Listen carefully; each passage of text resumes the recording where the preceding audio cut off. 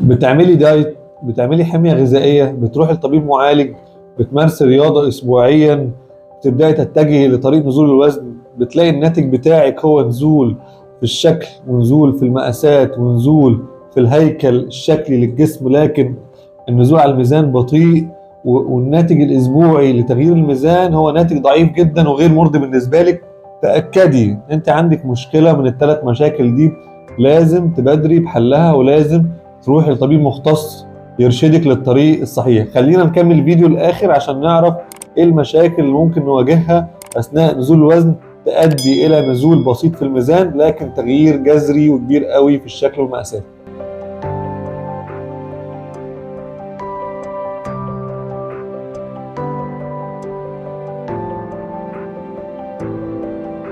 كتير قوي يا جماعه من الحالات بتتابع معايا وبتلاقي دايما الناتج في النزول هو النزول في الشكل ونزول في المقاسات، وتقول لي يا دكتور انا كل ما باجي عندك كل اسبوع يا دكتور حقيقي البلوزه دي اتغيرت عليا كتير، حقيقي البنطلون ده اتغير عليا كتير، العبايه دي مقاساتها بقت واسعه، انا شكلي بيتغير، انا كل اللي بيقابلني وكل الناس المحيطه بيا بتقول لي مقاساتك اتغيرت، اللبس بقى واسع عليك.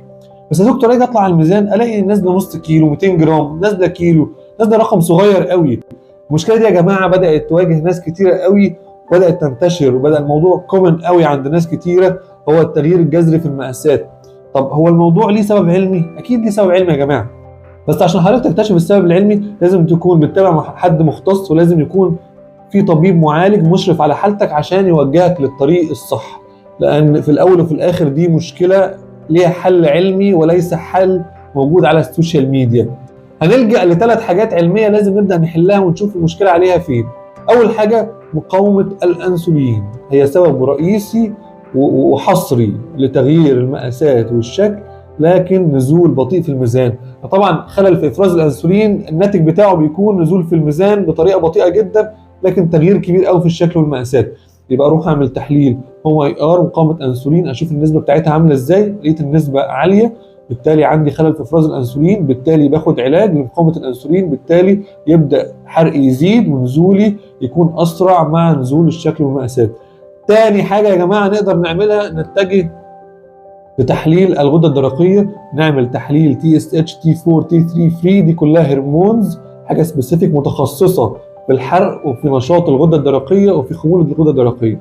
لقيت فيها اي خلل ويفضل نعمل الثلاث هرمونات عشان هرمون التي اس اتش لوحده ما يكونش كفايه وما يكونش دقيق، فلازم نعمل ثلاث هرمونات مع بعض. لقينا في خلل برضه بنبدا نتجه لعلاج الغده وناخده، وطبعا ده هيزود معانا معدل الحرق وهيغير تغيير جذري قوي في الميزان، ويلاقي ميزاني بيتغير وكل اسبوع بعمل دايت بنزل كيلو 2 كيلو. الحاجه الثالثه ومن اكتر الحاجات الكومن والشائعه عند كل الناس وهي نقص عند معظم المصريين هو نقص فيتامين دي 3 او فيتامين د زي ما بنقول. طبعا ده طبعا بيأثر على الحرق وبيخلي حرقك ضعيف، وبالتالي انت بتعمل دايت، بتعمل مجهود حركي، بتتابع، وكل الناتج بتاعك نزول بطيء قوي في الميزان.